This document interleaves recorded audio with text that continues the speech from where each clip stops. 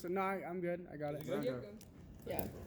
Alright, so I waited until after the break to do limits. That's And funny. the reason why I waited to do limits after the break is I was going to lose some of you, right?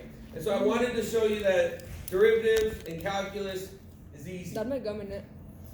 Girls. Guys, be quiet, you're respectful. Dude, not saying anything. But it is going to be difficult, right? We have to know the material that we had to know when we were in pre-calc. And so this material, especially with this, the rational functions, right, rational polynomials, where we got a polynomial on the top of the radical, or on top of the ratio, and another polynomial on the bottom, right? Now we got to factor it, break it down. Plus, we have to understand, are there vertical asymptotes? Are there horizontal asymptotes? Okay? Now, if we're looking at a limit that's talking about going towards a number, then we're going to be talking about a vertical asymptote. If we're talking about a limit that's going towards, so a limit that where x goes towards a number, 2, 3, -2, right?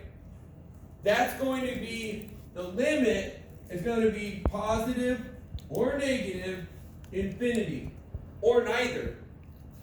Okay? Now, or I would say both, but the book that the computer saying doesn't exist, but when I was in college it was both. So, and I'll explain that in a minute, but not on this one.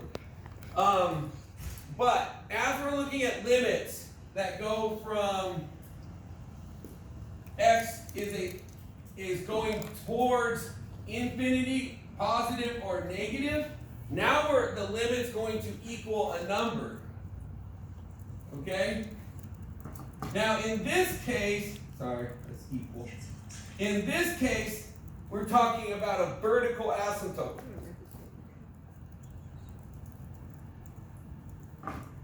And in this case, we're talking about horizontal asymptote. So now you know why last year I pushed so hard on us understanding this up here, right? I mean, this was key. And we got really good in here, in Algebra 2 and in pre-calc, okay?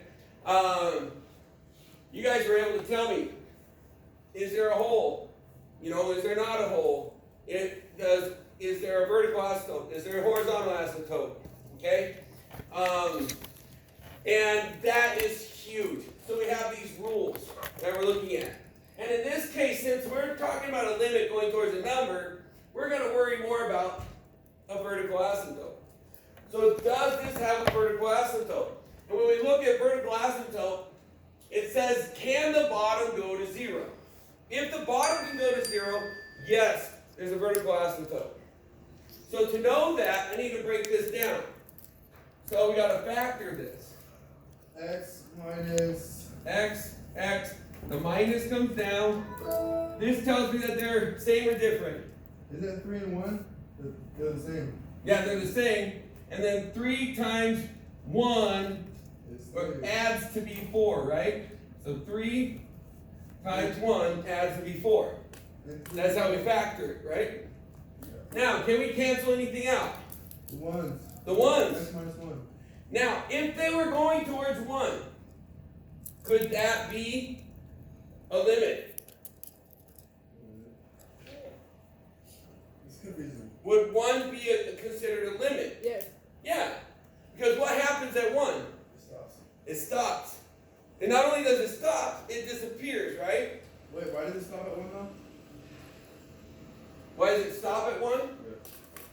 Well, because 1 doesn't exist, Okay, cool. right? So what happens at 1? What is the factor about 1? What happens at 1? Remember, if they cancel, you remember what happens when they cancel out? There's a hole. There's a hole. You remember. Okay, so there's a hole at 1. But they're not asking us about 1. That's a complex limit. Talking about what's the limit at 1, it's kind of complex. It's fun, but it's complex. Okay? Because there's just a hole there. Does that make sense? Alright? So, we're going to talk about what happens when, it's not too complex, but I mean, we can do it, it's pretty simple. But it's a little complex in the head. There's a hole at that point. In this case, though, they're talking about at 3, right? And at 3, if I plug in a 3, this bottom goes to 0, right? And that's talking about the vertical asymptote at 3. So we come over to 3, and there's going to be this vertical asymptote. Now, in this case, they asked us, what if it is approaching 3 from the positive side? That's what this whole positive is about. Okay? So this positive, right, is talking about coming from this side. Okay? From the positive side. So, what numbers am I going to put in? Does that mean I'm going to put in 2 and 1? Yeah. No. What? Why would I put in 2 and 1? They're on the negative side. Oh. You see what I'm saying? They're on this. This is the negative side. This is the positive side.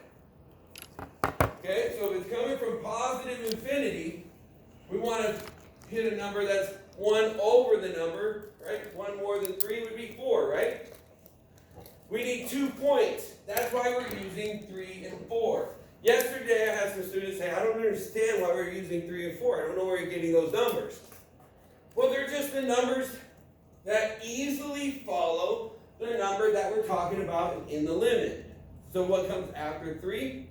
Positively, 4 and 5. If we were talking negatively, it would be 2 and 1. Does that make sense? Okay? So, we're going to talk about the function with respect to 4.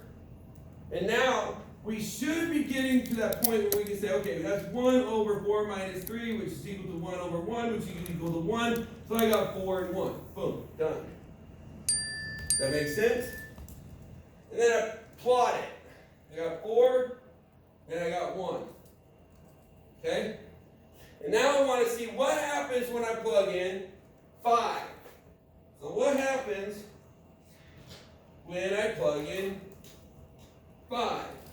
So with respect, Can I get Miguel Cruz to the middle school office? Miguel Cruz to the middle school office?